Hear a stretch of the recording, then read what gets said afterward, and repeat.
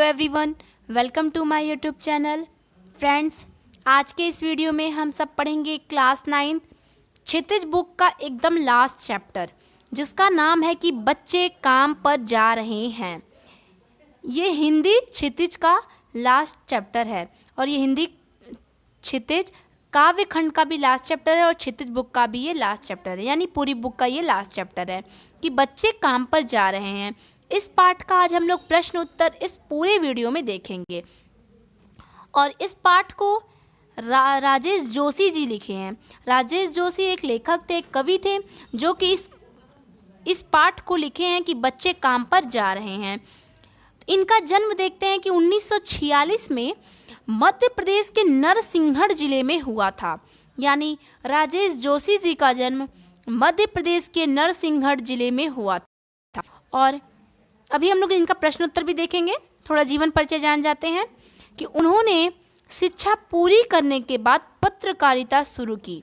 यानी पूरी जब पढ़ाई इनकी हो गई राजेश जोशी की, तब इन्होंने पत्र लिखना शुरू कर दिया, यानी इन्होंने बुक लिखना शुरू कर दिया।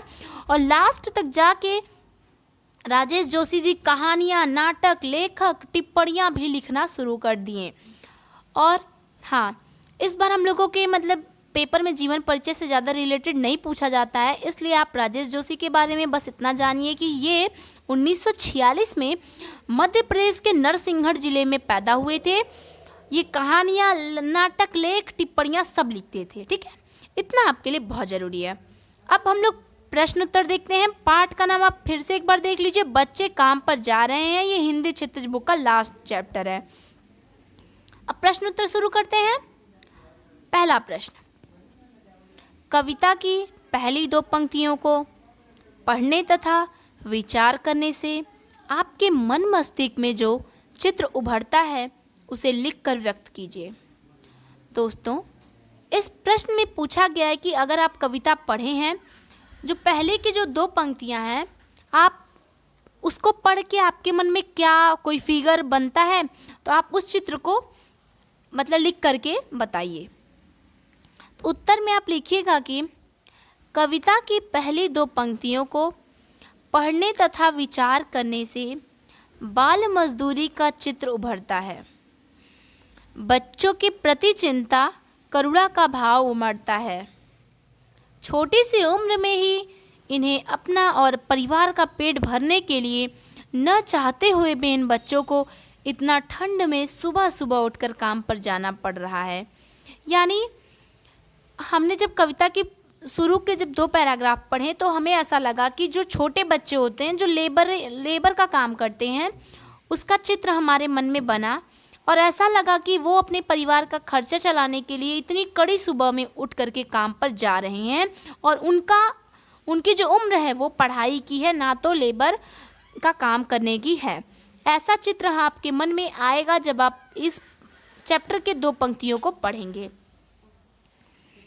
अब प्रश्न 2 कि कवि का मानना है कि बच्चों के काम पर जाने की भयानक बात को विवरण की तरह न लिखकर सवाल के रूप में पूछा जाना चाहिए कि काम पर क्यों जा रहे हैं।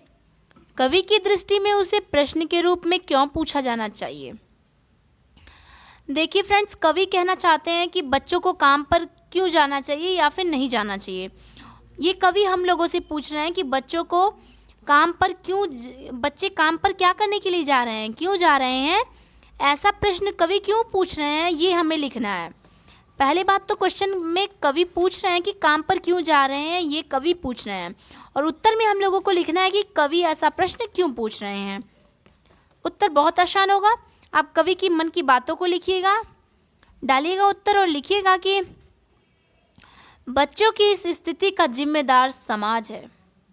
कवि द्वारा विवरण मात्र देकर उनकी ज़रूरी आवश्यकताओं की पूर्ति नहीं की जा सकती। इसके लिए समाज को इस समस्या से जागरूक करने के लिए तथा ठोस समाधान ढूंढने के लिए बात को प्रश्न रूप में ही पूछा जाना उचित होगा। लोगों को बैठ विमर्श कर इस समस्या का उचित समाधान करना होगा।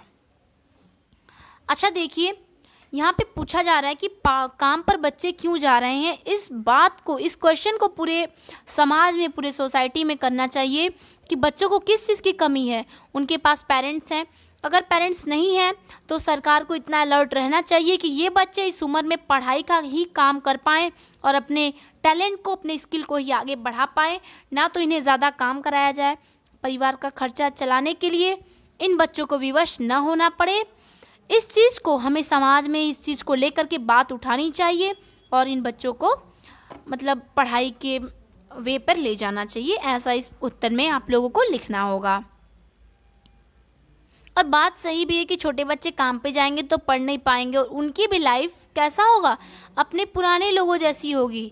मतलब कि इनके भी बच्चे आके काम करेंगे और ये लोग भी नहीं पढ़ पाएंगे और ये लोग नहीं पढ़ेंगे तो इनके बच्चे भी नहीं पढ़ पाएंगे, ऐसा होगा। गरीबी का चलता जाएगा। तो चलते हैं प्रश्न 3 की तरफ। सुविधा और मनोरंजन के उपकरणों से बच्चे वंचित क्यों हैं? यानी प्रश्न पूछ रहा है कि मनोरंजन और सुविधा, अपॉर्चुनिटी बच्चों को मिल रही है। मतलब आज के ज़माने में बच्चे स्मार्टफोन पा जा रहे हैं, वीडियो देख रहे हैं, मतलब पूरे फ़ोन में हर चीज़ की जानकारी है। उनके पास मनोरंजन के लिए भी बहुत सारे साधन हैं। फ़ोन में भी प्ले गेम होता है और बाहरी का भी, उन्हें क्रिकेट का, मतलब हर चीज़ का, उन्हें बैट बॉल गेम चेस सब कुछ मिल जाता है घर पे। ऐसा गरीब बच्चे को क्यों नहीं हो पा रहा है? क्यों गरीब बच्चे इस चीज़ से वंचित है, नहीं मिल पा रहा है, उसे आपको लिखना है। तो उत्तर में लिखिएगा कि सुविधा और मनोरंजन के उपकरणों से बच्चों के वंचित रहने का मुख्य कारण सामाजिक व्यवस्था और आर्थिक मजबूरी है। समाज में गरीब तबके बच्चों को न चाहते हुए भी अपने माता पिता का हाथ बटाना पड़ता है। जहां जीविका चलाने के लिए इतनी मेहनत करनी पड़े तब सुख सुविधा की कल्पना करना असंभव सा लगता है। देखिए यहाँ पे लिख रहा है कि बच्चे इतनी, मतलब बच्चों के पास मोबाइल नहीं है, पढ़ने की बुक कॉपी नहीं है, खेलने के लिए कुछ नहीं है, ये लोग इस चीज़ से वंचित क्यों हैं? यानी इन गरीब बच्चों को ऐसा क्यों नहीं मिल पा रहा है, ये हमें लिखना है।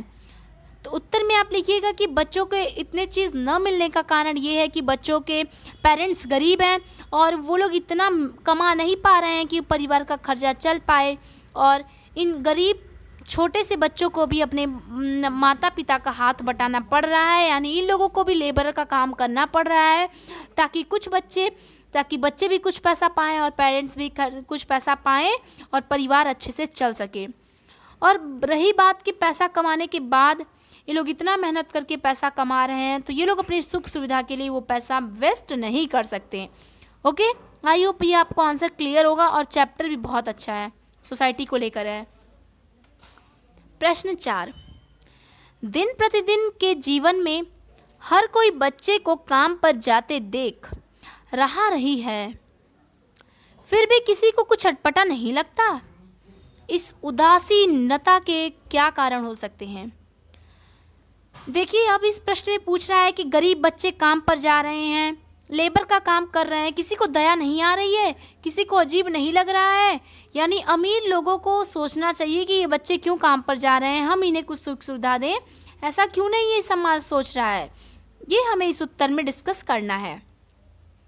तो उत्तर में आप लिखिएगा कि इस उदासीनता के कई कारण हैं। लोग आत्मकेंद्रित होने के साथ संवेदनशील भी हो रहे हैं।